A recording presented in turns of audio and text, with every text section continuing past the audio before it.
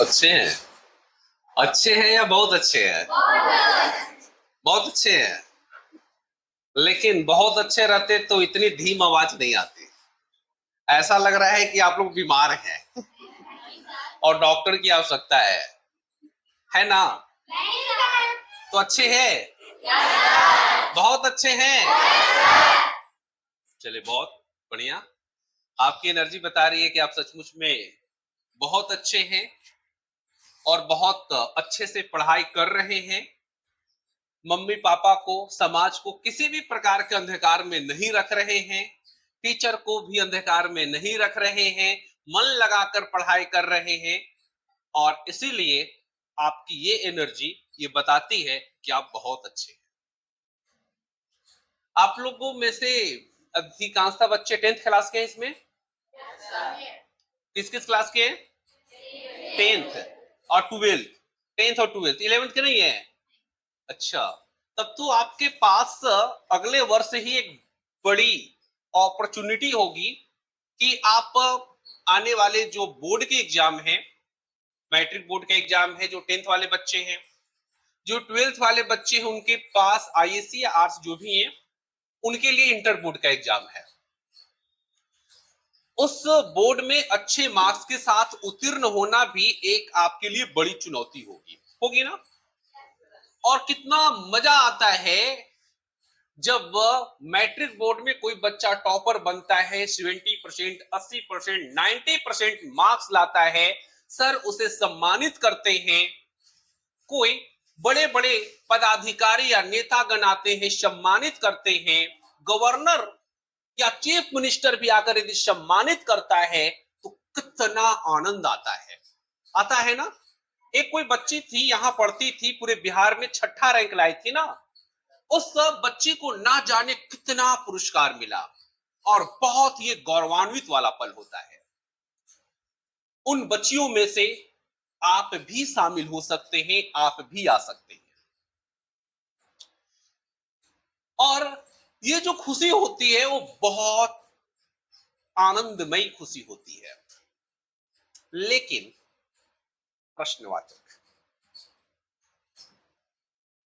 आज से 5 साल बाद, 6 साल बाद, 8 साल बाद, 10 साल बाद क्या हम बोल पाएंगे कि हम मैट्रिक में स्कूल टॉपर थे, जिला टॉपर थे, स्टेट टॉपर थे, इंटर में स्टेट टॉपर थे, डिस्ट्रिक्ट टॉपर थे, प्रखंड टॉपर थे या स्कूल टॉपर थे, क्लास भर में हम हमेशा अव्वल रहते थे? क्या बोल पाएंगे?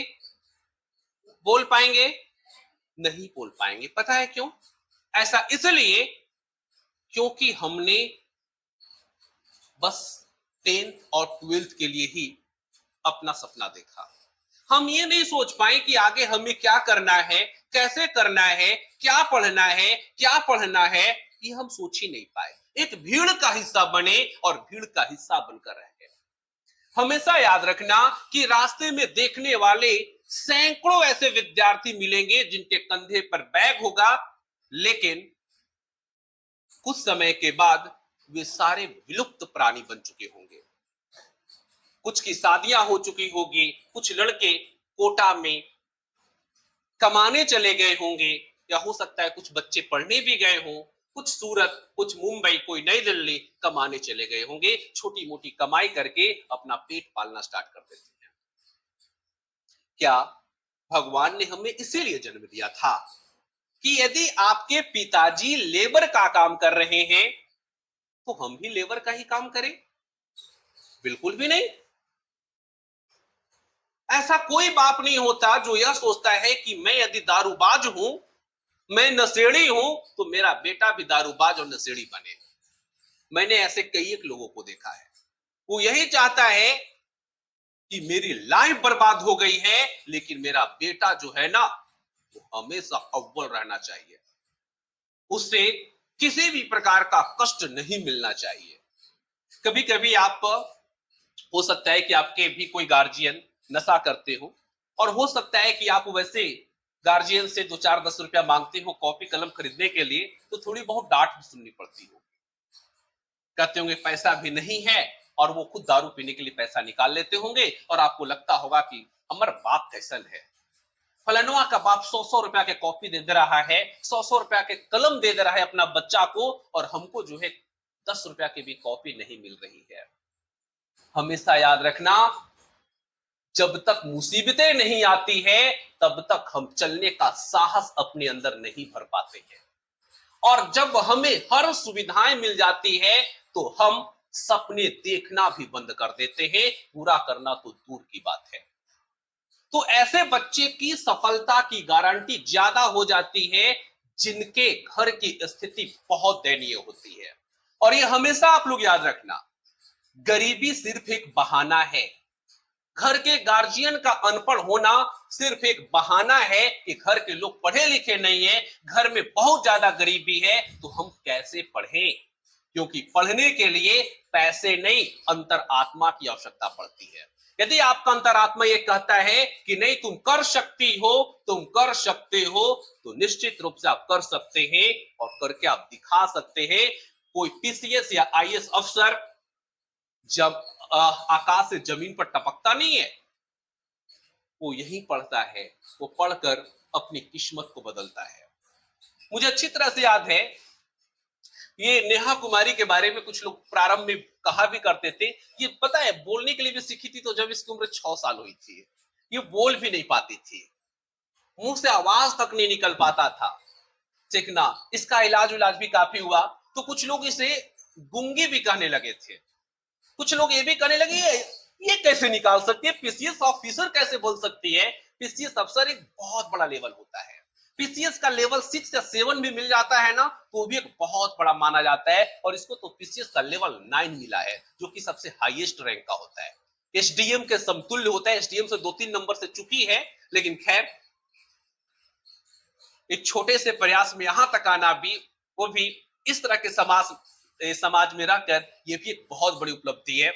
ये एक आईएएस लेवल से कम नहीं है एक एंगल से देखा जाए तो।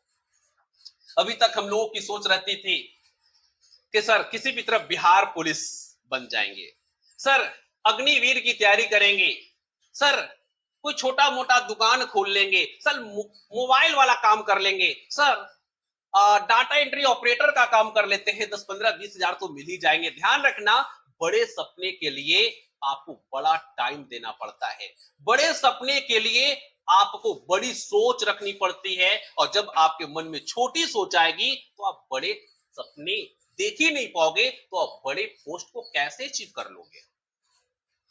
डॉक्टर एपीजे अब्दुल कलाम ने भी कहा है कि सूरज की तरह आपको चमकना है तो आपको सूरज की तरह तपना होगा, सूरज की तरह आपको जलना होगा, ठीक ना। और यदि हम सूरज की तरह चमकना चाहते हैं लेकिन जलने से घबराते हैं, तपने से घबराते हैं, तो क्या हम कभी सूरज की तरह चमक सकते हैं क्या? सूरज की तरह हम कभी भी नहीं चमक सकते। इसलिए मन में एक दृढ़ निश्चय बनाएं कि मैट्रिक और इंटर की हम अच्छी से तैयारी करें, सर के मार्गदर्शन में। ये सर रविकांत सर हमारे बहुत अच्छे मित्र भी हैं, इनके मार्गदर्शन में आप बहुत अच्छे से पढ़ाई करें, मन लगाकर पढ़ें, और कभी भी ये मत सोचे कि हम पढ़ने में कमजोर हैं। कमजोर भी है तो कोई दिक्कत नहीं है, आप अपनी कमजोरी को धीरे धीरे दूर करने का प्रयास करें। जैसे डॉक्टर टैबलेट देता है ना कमजोरी दूर करने के लिए, उसी तरह से आप धीरे धीरे ही पढ़े। कोई 10 घंटा पढ़ता है, आप कहोगे सर हमसे नहीं हो पाता, क्या दिक्कत है, आप 1 घंटा ही पढ़ो ना। वो 10 घंटा पढ़ता, आप 1 घंटा ही पढ़ो। आप स्मार्ट तैयारी करो, वो हार्ड तैयारी करता है। आपने देखा होगा कि हार्ड तैयारी करने वाले भी बहुत पीछे रह जाते हैं। मैंने ऐसे कई एक लोगों को देखा है कि जो 10, 15, 20 साल से भी पढ़ रहे हैं, ठीक ना, 40 साल प्लस उनकी उम्र हो गई है, लेकिन वो कुछ नहीं कर पाए। वो सिर्फ पढ़ाई पे, जबकि दिन दिन रात वो पढ़ते रह गए, कुछ नहीं कर पाए। कारण कुछ लोग बोलते हैं कि उनका किस्मत ने साथ नहीं दिया। आपको क्या लगता है, क्या उनका किस्मत ने साथ नहीं दिया? किस्मत को बाद में आप रखना, किस्मत बाद में। किस्मत भी तब बनती है जब आप कर्म करते हैं। मंदिर में जाके माथा पटकने से माता जी का आपका दर्शन नहीं हो जाता। जब तक आपका कर्म नहीं होगा तब तक माता जी भी आपकी नहीं सुनेगी, मां सरस्वती भी आपकी नहीं सुनेगी। आपका कर्म ही आपको महान बनाता है, नहीं तो महान घर में जन्म लेने वाला भी बेकार रह जाता है। इसलिए आप अपने कर्म में पूरी तरह से ईमानदारी पूर्वक अपने कर्म को करते रहे। एक बहुत छोटी सी मैं आपको एक स्टोरी सुनाना चाहता हूं।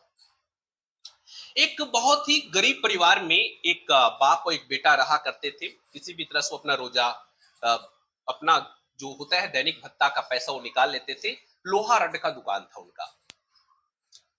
तो एक दिन उनके बेटे ने पूछा कि पापा मेरे मन में एक सवाल आ रहा है। बोले बोलो बेटा, बेहिचक बोलो, क्या कौन सा सवाल है?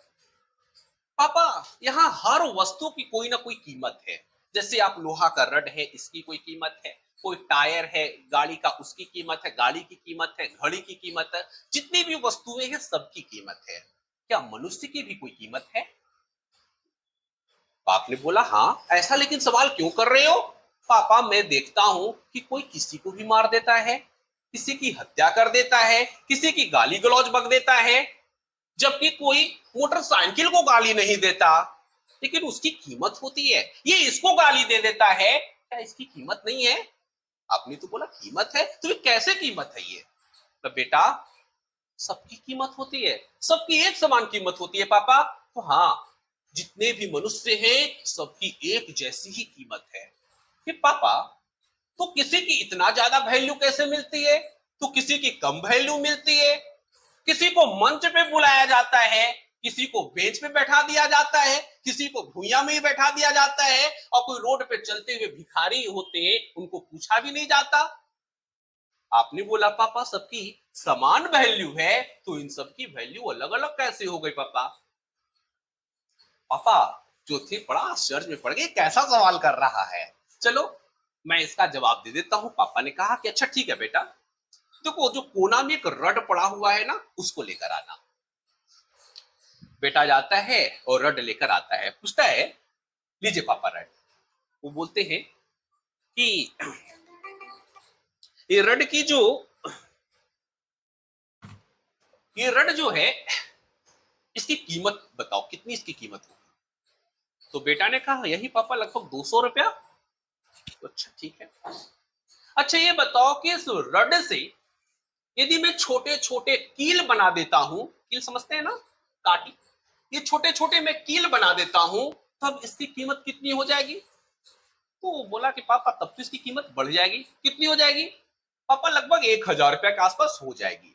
अच्छा, अब ये बताओ कि मैं इस रड से घड़ी के पार्ट पुर्जे बना दूं, या वायुयान के हवाई जहाज के पार्ट पुर्जे बना दूं, है वही लोहा। अब इस लोहा से ये पार्ट पुर्जे बना दूं, तब इसकी कितनी कीमत हो जाएगी? बेटा ने कहा सर पापा, इसकी कीमत बहुत ज्यादा बढ़ जाएगी। कितनी हो जाएगी? लाखों करोड़ों रुपया हो सकती है। हाँ पापा, बहुत ज्यादा कीमत हो जाएगी। बेटा अब तुम्हें कुछ समझ में आई? है लोहा ही, लोहा का रड ही, लेकिन इसकी कीमत तब बढ़ी जब हमने उससे कुछ प्राप्त किया। ठीक इसी प्रकार मनुष्य की जो कीमत होती है, उसकी वर्तमान स्थिति से निर्धारित नहीं की जाती। वर्तमान स्थिति लगभग सबके सेम होते हैं, इससे निर्धारित की जाती है कि वो भविष्य में क्या बनता है, वो भविष्य में क्या करता है।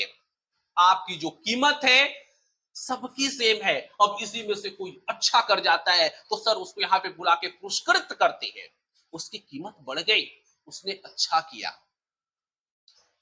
यानी मनुष्य की, सभी मनुष्य की कीमत जो होती है, उसके वर्तमान समय से हम नहीं समझ सकते।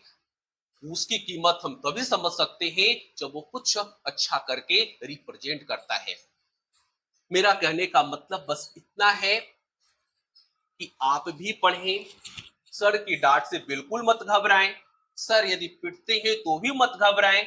माता पिता और गुरु का स्थान बहुत सर्वोच्च होता है। यदि माता पिता और गुरु के मार्गदर्शन में हम चलते हैं, अच्छा करते हैं, तो निश्चित रूप से इनसे ज्यादा खुशी किसी और को नहीं मिलती है। मेरा आप सभी को ढेर सारा प्यार और ढेर सारा आशीर्वाद है कि आप आगे बढ़ें, आप आगे प्रगति करें। आपको कभी कोई भी दिक्कत हो आप सर से बोले, और बीच में कभी भी मुझे बुलाने की आवश्यकता पड़े, सर को आप बोले सर मुझे बुलाएंगे, मैं आपके बीच जरूर आऊंगा, क्योंकि मुझे बच्चों से बेहद लगाव रहता है। मैं तो छुट्टी लेकर आ जाऊंगा। ठीक है ना, मुझे इतना बच्चों से लगाव रहता है। आज भी मैं बच्चों से हमेशा मिलता रहता हूँ। इतना मुझे लगाव रहता है, बहुत अच्छा लगता है बच्चों को मार्गदर्शन देने में, बच्चों को बताने में, पढ़ाने में मुझे बहुत मजा आता है। आई बात समझ में आप लोगों को? आप लोगों को मुझसे यदि कोई क्वेश्चन पूछना हो तो पूछ सकते हैं इससे जुड़ा हुआ। किसी भी प्रकार का कोई क्वेश्चन है लाइफ से जुड़ी हुई, बेहिचक पूछ सकते हैं। है कोई क्वेश्चन? किसी के मन में है सवाल, पूछ सकते हो। पूछ सकते हैं, बिल्कुल। जो काम